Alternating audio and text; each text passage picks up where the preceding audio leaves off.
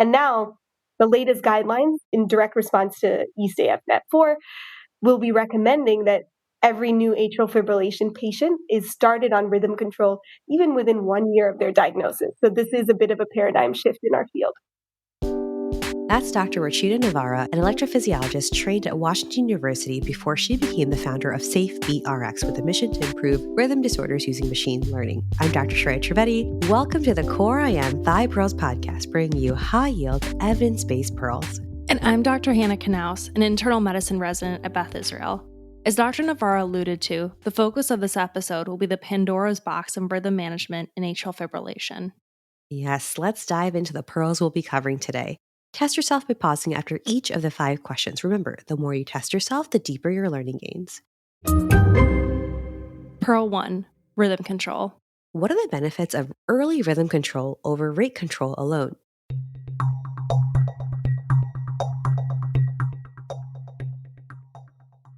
Pearl 2, electrical cardioversion.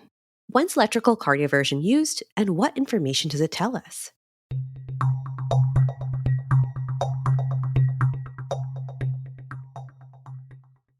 Pearl 3, class 3 antiarrhythmics and side effects. What side effects should we monitor for when it comes to medications like amiodarone, dofetilide, and sotalol?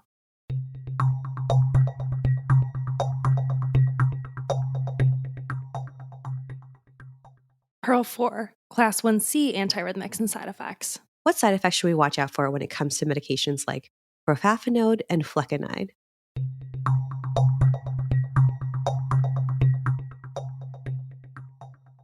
Pearl 5, catheter ablation. When should catheter ablation be considered in patients with atrial fibrillation?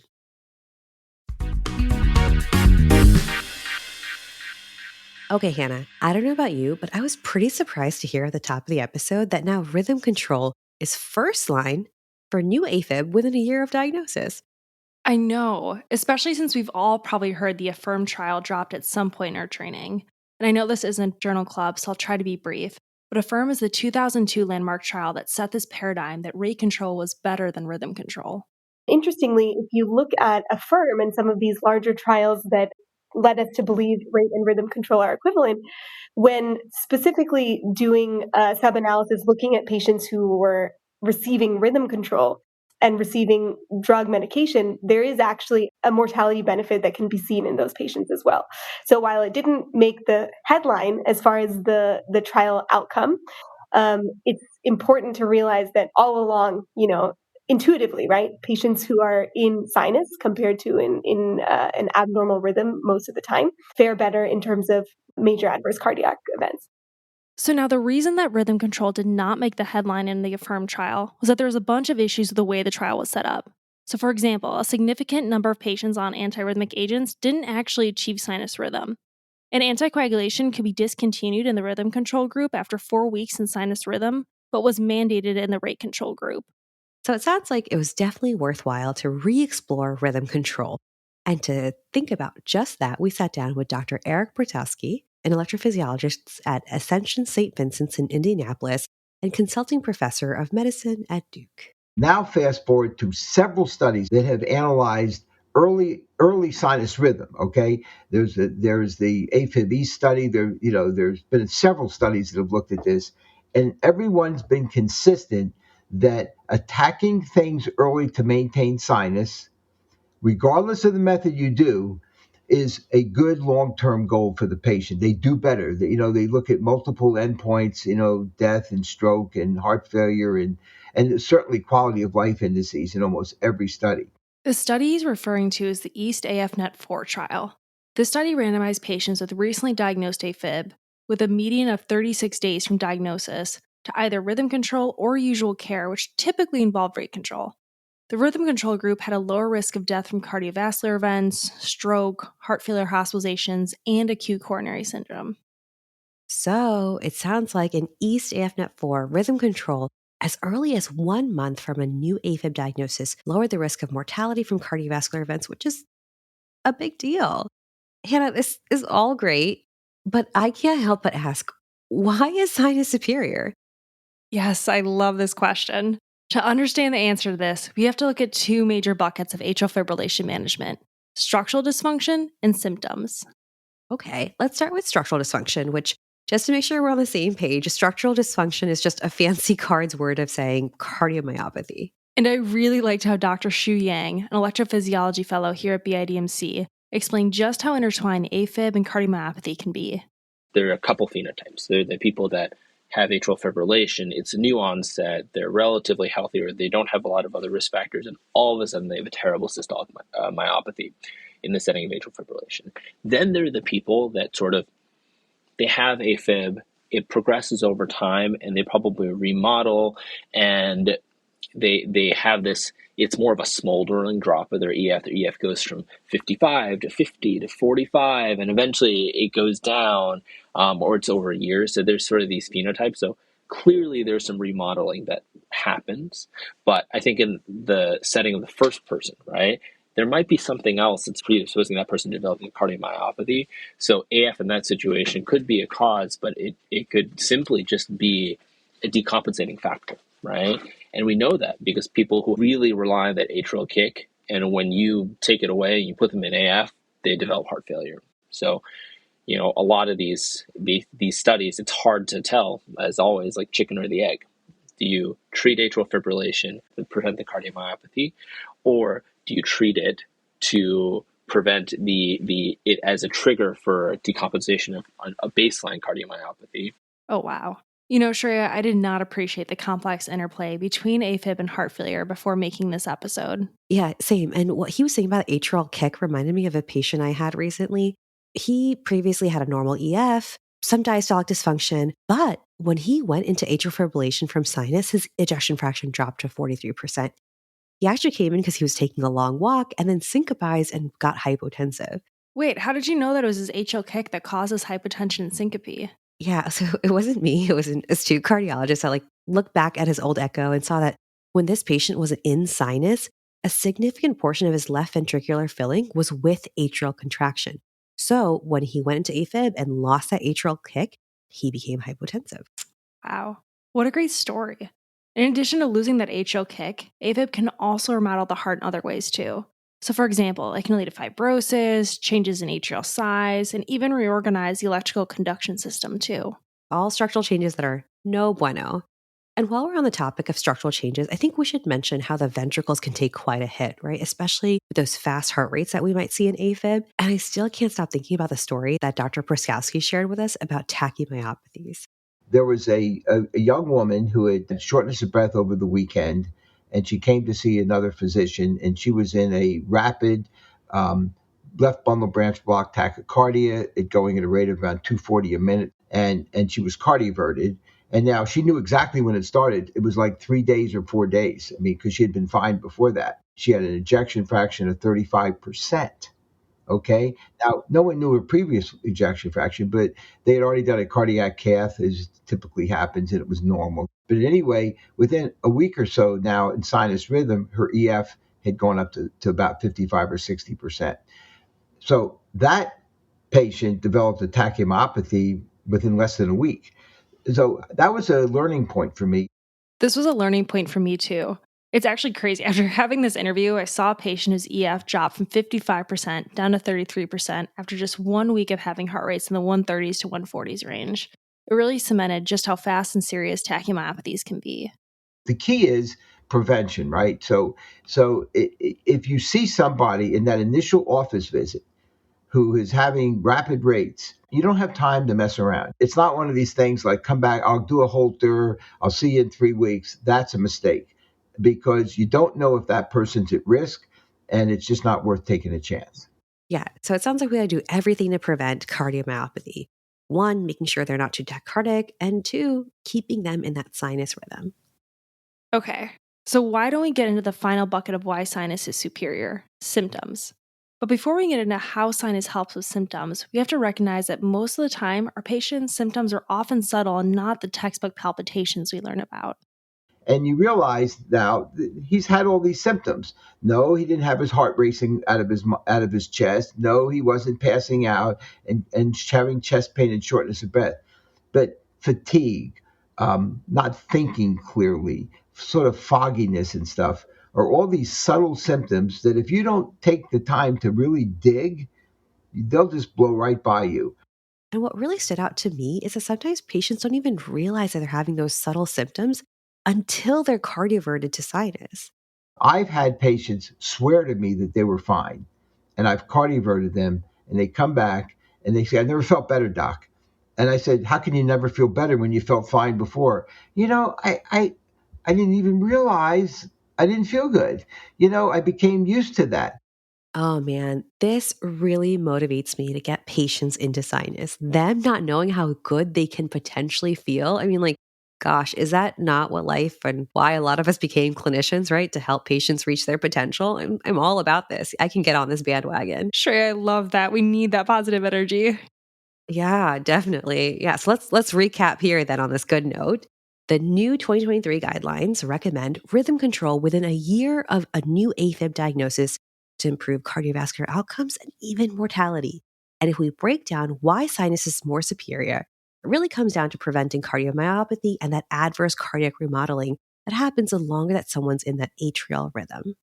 And I'll add too that next time I have a patient AFib, I'm going to make sure that I ask about the subtle symptoms like fatigue and brain fog. So now we have a good case for why sinus is superior. There are now so many interventions to think through: electrocardioversion, ablation, chemical cardioversion with the antiarrhythmic meds. And before this episode, I didn't really have a good framework for why electrophysiology might recommend this thing versus that thing and how to explain that to patients. Same. So let's dive into one of the ways we can get patients to sinus. And we'll start with electrical cardioversion. So the cardioversion, I describe it to patients as when your computer freezes, you push down on that power button, you hold it down, and it restarts the computer. It fixes the problem right there and then, but it does nothing to prevent a recurrence of the problem. And it's always worth it as a first try, right? That's our first go-to whenever there's an issue and your computer freezes. That is crazy for me to hear, that electrical cardioversion is just this reset button and doesn't do anything to actually prevent recurrence of AFib. But one thing I did learn was yes, while electrical cardioversion won't keep someone out of AFib long term, it can be helpful in multiple other ways. Oh yeah? How's that, Hannah? Yeah, so let's say you have a patient who's acutely unstable with hemodynamic changes that is driven by their AFib, or maybe they're quite symptomatic. These are the patients who can't wait for a drug load or ablation and need immediate conversion to sinus. Right. So it sounds like electrocardioversion makes sense in uncontrolled atrial fibrillation that's leading someone to be hypotensive, or they're symptomatic and having a lot of palpitations or something like that. Yeah, so that's a therapeutic use for it. But electrical cardioversion can also be used diagnostically. It can unmask symptoms like we talked about in Pro 1, and the patient's response to cardioversion can actually help set the stage for how hard this AFib may be to get back into sinus. It can give you both diagnostic and therapeutic value, because the diagnostic value is, are they somebody that at cardiovert and they go right back into atrial fibrillation, right? Do they have early return of AFib? That's a category of patient who's probably going to be more persistent, who's probably going to need, medications and ablation. But some people, you cardiovert them, they feel better. And if this is the first time they've ever had AFib and they're very symptomatic they don't have AFib for like another 9 months or 12 years, we tell everybody this is a chronic condition. It's gonna come back. But the cardioversion is diagnostic in that A, it'll tell us if you feel better in a regular rhythm, and then B, your response to that cardioversion is going to tell us what may or may not be necessary to treat you as a person. So electrocardioversion can also, sounds like, give us prognostic information. If someone gets cardioverted and flips right back into AFib soon after, we're thinking, gosh, this is going to be someone who needs ablation and maybe more meds on board to keep them in sinus, which we're going to cover in the rest of our pearls. If you cardiovert them and they go into sinus and they're maintaining sinus and they're like, geez, doc, I feel a lot better, I'm going to say, look, it's probably worth it for us to try at least a medicine, if not an ablation procedure, to try and maintain sinus rhythm. Yeah, so if patients do better in sinus, it gives us a lot of motivation to try to keep them in sinus as much as possible with all the other things we have in our toolkit. Yes, and then before cardioverting, there's a few other things we have to consider. They need to be anticoagulatable. And even for people with CHA2DS2-VAScs of 0, they need to be on unbroken anticoagulation for 3 weeks before, and usually it's about a month afterwards, just because it's just simply the mechanical electrical dissociation, right? Even though you're electrically in sinus rhythm, your atrium may not mechanically completely transform to sinus rhythm until weeks later, during which point you're at very high risk for stroke. Yes, so maybe electrically things are starting from the sinus node, but possibly not all the atrial cells are in sync yet. It's so interesting to think about. The P wave that's upright in lead 2 is just saying, okay, yeah, the sinus node is on point, but doesn't necessarily tell us about what all the other atrial cells are doing and if they're all coordinated. So if we need people to be anticoagulated for 3 weeks and a month afterwards, what about the people that come in, rushing the emergency room, they're unstable, they're not anticoagulated, they can't wait? What about those people? Yeah, great question. So that's when we start thinking about a transesophageal echocardiogram, or a TEE, immediately before the cardioversion. This would allow us to see if we can directly visualize if a clot's there in the left atrial appendage. One important factor, I think, with any electrical cardioversion consideration is that without intervening on the underlying arrhythmia mechanism, the cardioversion is just a band-aid. So we have to really equip patients to be in their most optimal state so that electrical cardioversion will provide longer term benefit. So what does that mean? Basically, patients should be on an antiarrhythmic drug, especially if it's their second or third occurrence of atrial fibrillation, so that they could be held in sinus rhythm once the electrical cardioversion occurs. So that's one consideration. If a patient is in acute decompensated heart failure, then there may be room to optimize their volume status before providing electrical cardioversion. So it's like asking, how can I set this patient up for their best chance to stay in sinus rhythm? Is there some other stress going on in their left atrium? Like, is it overloaded? Does it need diuresis? Or do they need antiarrhythmic meds on board, which we'll get to more in the next pearl? Yeah, so let's recap that electrocardioversion. One strong indication for electrocardioversion is if someone's hemodynamically unstable or they're quite symptomatic from their Afib. And then on the other end, if someone is stable and we want to cardiovert them electrically, we need to ask ourselves, one, has this patient or can this patient be anticoagulated for at least 3 weeks? Or do they need a TEE before their cardioversion? Two, are they medically optimized, particularly how's their left atrium doing and what else do we need to do to give their left atrium the best chance that sinus sticks? And three, depending on the patient's case, will likely need antiarrhythmics on board. And then electrical cardioversion will tell us, one, how are their symptoms once they're in sinus? And two, based on how quickly they convert back to Afib, because again, remember, we're just resetting the computer, but not fixing the underlying issue, we can then understand how hard this Afib will be to keep in sinus.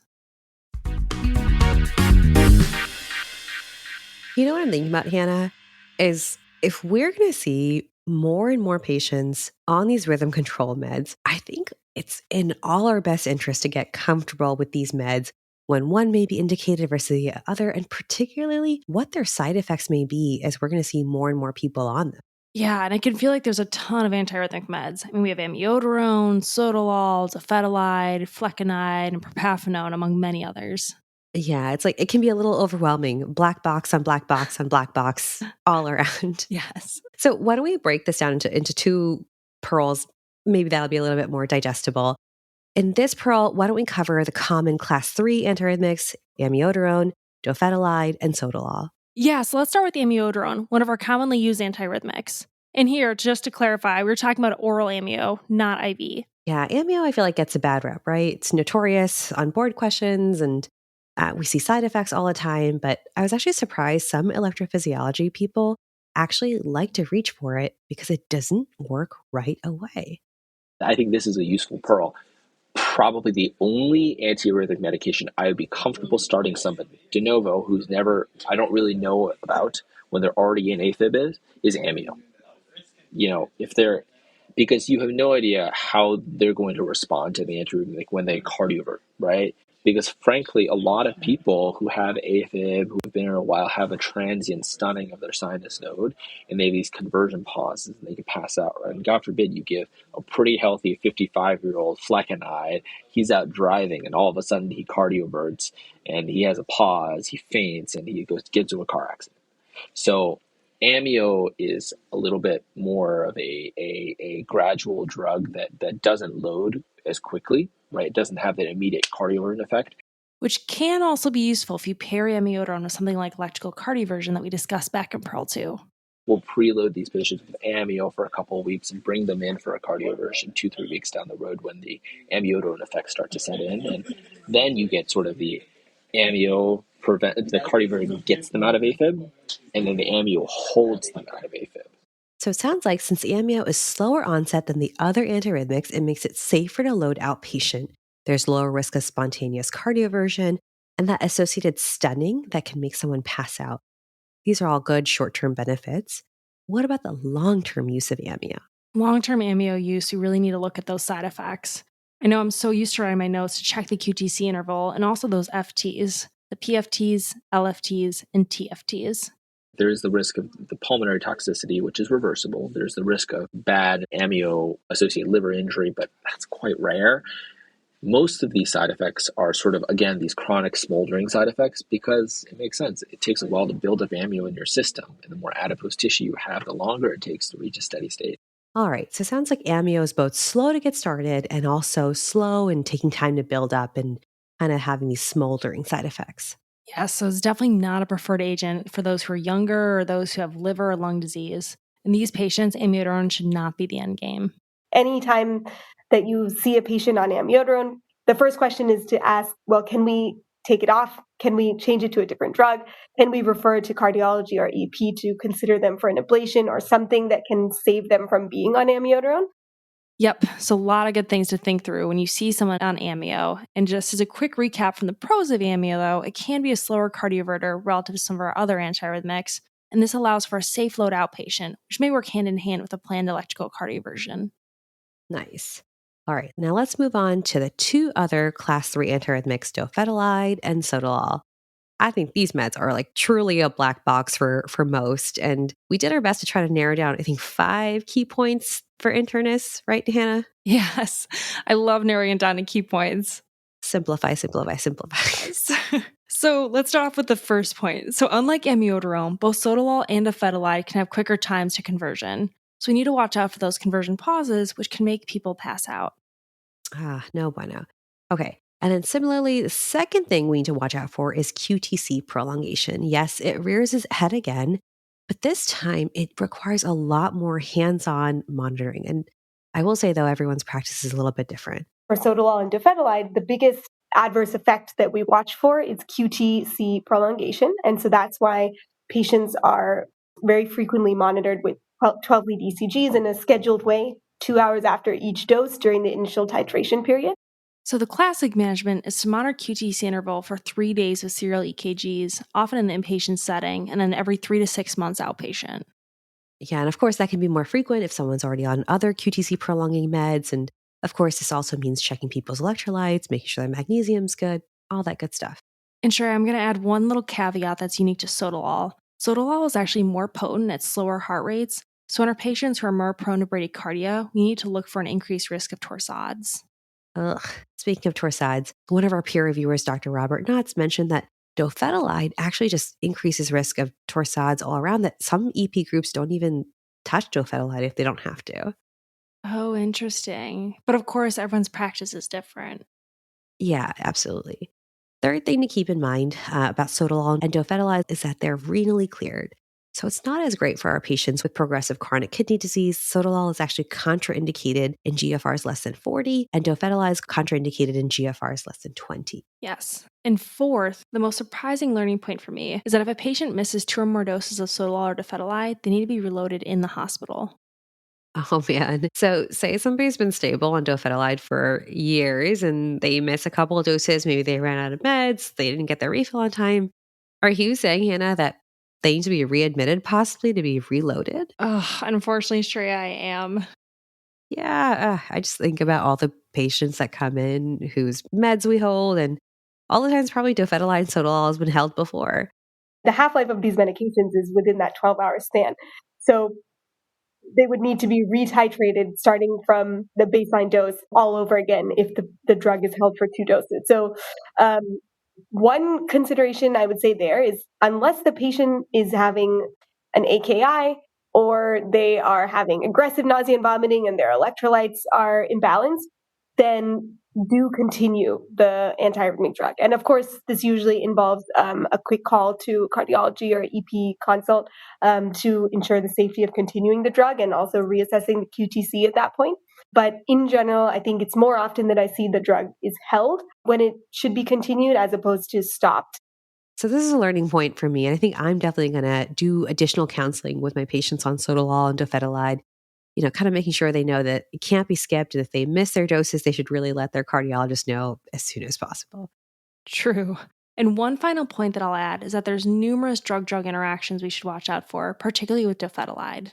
It requires a very, very in-depth look at the patient's medication list because a lot of medications are contraindicated with dofetilide. Tons of HIV medications, a lot of antifungals, antibiotics, thiazide diuretics are contraindicated.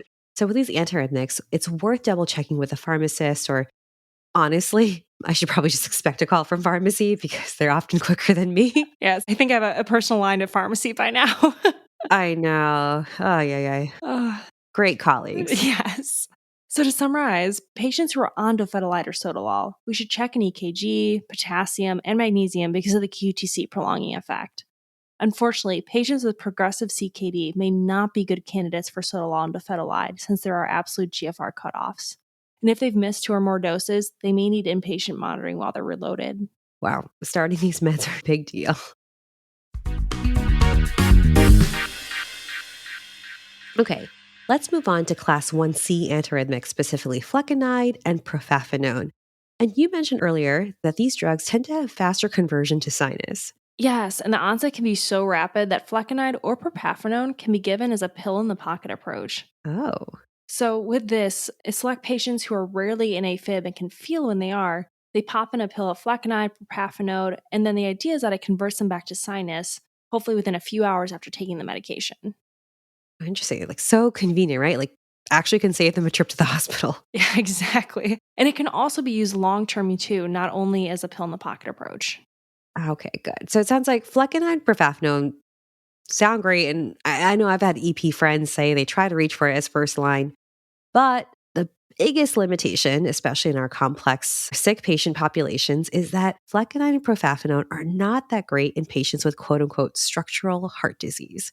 Yeah, I heard that too, and which got me thinking, how do we actually define structural heart disease? Is it just heart failure patients, or does it also include patients with coronary disease? There's the technical definition, and there's the clinically conservative definition, and then there is the clinical cowboy definition. But I would say that for most people, it's anyone with an abnormal EF, anybody with prior coronary disease, right? And they're not candidates because of the CAST trial, where we gave people flecainide and enconide as sort of a derivative or relative of flecainide to suppress PVCs. And they suppressed PVCs amazingly, but then it probably helped organize some VF or ischemic PVCs into more sustained ventricular arrhythmias. Basically, flecainide and enconide killed people who were ischemic. So we've expanded that to anyone with a structural heart issue probably should not take flecainide. And just to make sure that we're on the same page, by ischemic, he means people with prior infarcts. Okay.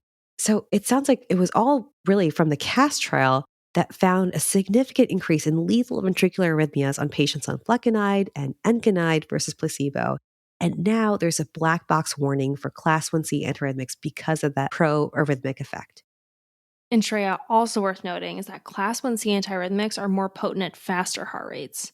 So once we have our patients and they're fully loaded on their flecainide or propafenone, we need to do a stress EKG to get their heart rate up and see if their QRS widens, which may indicate a pro-arrhythmic risk. So once they're stable on these meds, we actually subject them to a stress test to see what their QRS does on these higher heart rates. Exactly.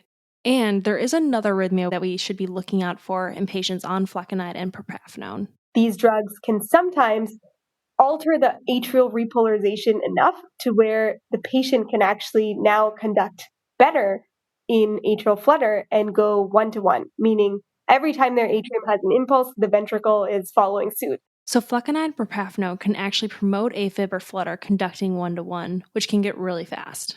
the important thing to remember there is if you see a patient on flecainide or propafenone, make sure that they also have a rate control agent on board at the same time. Okay. So it sounds like I'm going to look at the med rec on patients who are on flecainide, propafenone, make sure they're on a beta blocker or calcium channel blocker, make sure it wasn't discontinued on admission and held, which also happens. And anything else we should round out on flecainide and propafenone? Yes, there's one less talked about side effect of flecainide, and that's vertigo. I was surprised to learn that vertigo affects nearly 1 out of every 5 patients on flecainide.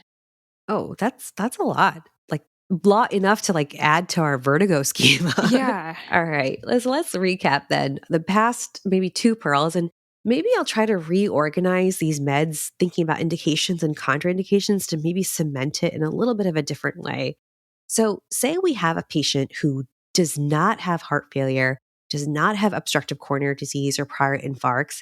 This is somebody we may see on flecainide or propafenone. It's quick onset, it's effective, but anyone who gets started on flecainide or propafenone, it buys them 2 things. 1, a stress EKG to see what their QRS does at faster heart rates, and 2, it buys them a rate control agent since these meds are pro-arrhythmogenic. And then maybe your patient has some prior infarct but does not have chronic kidney disease. Then you might see them on sotalol or dofetilide. These are meds that need close monitoring of the QTC interval, sometimes for 3 days inpatient, as well as electrolyte and kidney function monitoring. I'm definitely going to make sure I counsel my patients to not miss any doses of their sotalol or dofetilide. Yeah, and then last but not least, we have our good old friend amiodarone. Not as fast of a cardioverter, which sounds like can be beneficial in the outpatient setting since it doesn't carry that risk of conversion pauses like we see with the other meds. And another thing I'll add is that with all these medications, patients still need to be anticoagulated because there is a stroke risk when they convert to sinus. So no free lunch when it comes to anticoagulation.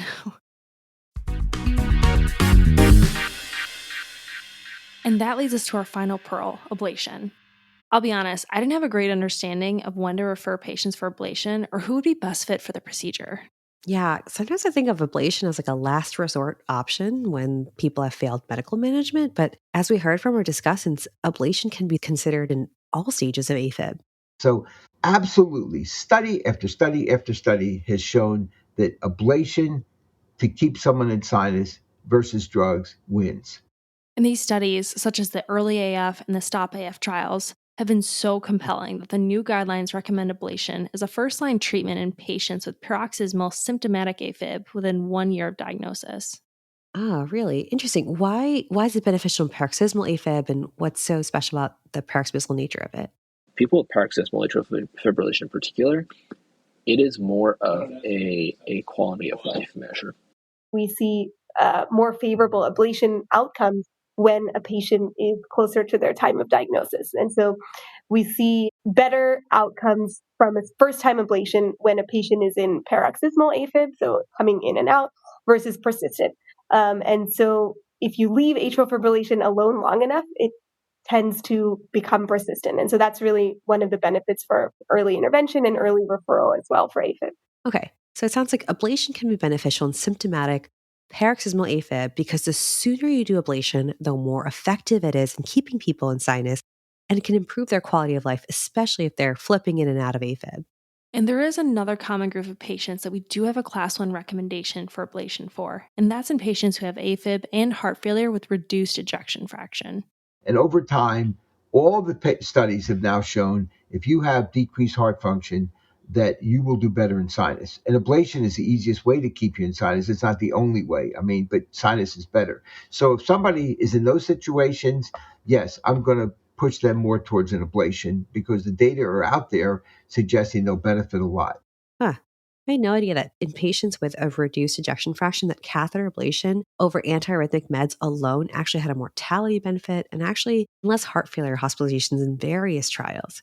So just to recap, the 2 populations we have strong data to support early catheter ablation in is those with newly diagnosed paroxysmal AFib, as well as in those who have heart failure with reduced ejection fraction. All right, but then what about our patients with persistent AFib or they have a normal systolic function? Do we consider ablation in them? Okay. So this is where the art of medicine comes in, and there's really no right answer. Yes, we have to keep in mind that the longer someone is in AFib, the harder it'll be to get them back into sinus. AFib does beget more AFib. And Makes sense, right? The longer they're in AFib, the larger the left atrium can be, and the harder it'll be for that ablation to be effective. Exactly. And all that is to say, though, that no matter how persistently someone has been in AFib, regardless of how many years, ablation is still worth a discussion with EP. I think the most important thing is everybody needs a discussion, a fair discussion, not a tilted discussion, risks and benefits, long-term success. Speaking of success, and I'm curious about an elephant in the room, and I'm curious if you read about this. How successful are ablations in getting patients to sinus? And think, how do we give patients a heads up, especially because it's a procedure and people have questions about that? Yeah, so I was reading that some studies say that the success rate can exceed 80%, particularly in those who have paroxysmal AFib. But sometimes, particularly in those who have longer standing AFib, it can be as low as less than 30%. The worst thing that can happen right after an ablation is if a patient goes right back into atrial fibrillation and thinks, this procedure was a failure. And it may have been. They may need another ablation procedure down the line. We certainly do redos, redo ablations. And one thing Dr. Pruskowski brought up is that even if ablation is unsuccessful, there might be other benefits to ablation. So, for example, you do an ablation and they go back in AFib, but not uncommonly after you've done an ablation, antiarrhythmic drugs work where they didn't before. If you go in there and you wall off the veins and you do a few other things, if you may need to do it, and then they come back in AFib, there's not as much. There are not as many areas that could promote AFib anymore. And now an antiarrhythmic drug that failed previously can work really, really well. Okay, so ablation opens up the door for antiarrhythmics to work where they didn't before. And even if that means you didn't achieve the goal of getting them off meds, you were still able to get them back into sinus. As we said before, sinus is superior. I feel like that's tattooed on some electrophysiologist's chest or somewhere. Someone has it tattooed somewhere. Sinus is superior. Another bonus with ablation is that it's a chance for patients to get off of medications. A lot of patients, particularly the younger patients who are super bothered by their brief paroxysm of AF, they would much rather have a procedure that is very safe at this point. It's a day procedure. They would very much rather have that than be obligated to taking even metoprolol, which is honestly like patients' worst. A lot of patients hate metoprolol. It is the worst thing. It makes them feel fatigued. They can have nightmares. They feel foggy. They don't think clearly. They feel limited when they're exercising. So it really is. It's a quality of life measure that I think we at least I underappreciated before I started sort of joining this field. Yeah, and after covering those side effects of antiarrhythmics like vertigo with flecainide, I don't blame patients for wanting to get off these meds. And what I've learned more and more is that patients hate medications. So if you tell them you could potentially take fewer meds after doing this procedure, 9 out of 10 people will say, sign me up. But then you tell them about how this procedure could save your life. They're like, I don't know if I'm really interested. Okay, I see why patients would want ablation. But are there people who we shouldn't recommend for ablation? Let's say they have severe COPD. There are times when you have to say to yourself, is this the right patient to take to the to a lab and put them out for 2 to 3 hours? They're under general anesthesia. So it's truly a case-by-case basis. The vast majority of patients are candidates for ablation. But if you say right up front, there's no way that I think this patient will benefit from sinus rhythm, then ablation would be inappropriate. Okay, so if patients are not safe for anesthesia, it might be best to not refer them for ablation when the risks of a procedure outweigh the benefits. And also, Shreya, there's an increased risk of stroke in the first few months after an ablation. So patients need to be able to take anticoagulation. And if they aren't anticoagulable, ablation may not be appropriate. Good to always bring up front. All right, so before we finish the episode, let's wrap our head around this pearl. Ablation is a complex decision that should be had with most, if not all, patients with AFib. We don't have to wait until they failed medications before we try ablation. Ablation up front has been proven to be more effective than medications in achieving sinus rhythm. It's actually a class 1 indication for upfront use in patients who have symptomatic paroxysmal AFib or those who have heart failure with reduced ejection fraction. Nice. And on that note, that is a wrap for today's episode. Please share this with a colleague or anyone else you might find helpful. Hannah's dad actually shared this with one of his colleagues, or coworkers. Yeah, he did. You just made his day, Shreya. Give him a little shout out. And thank you to our reviewers, Dr. Robert Noss and Dr. Henry Hong. This episode was made in part from the Digital Education Tract at the IDMC. Thank you to all of our mentors who made this possible. Thank you to Dr. Bhatia for the audio editing. Opinions expressed are our own and do not represent the opinions of any affiliated institutions. Thank you.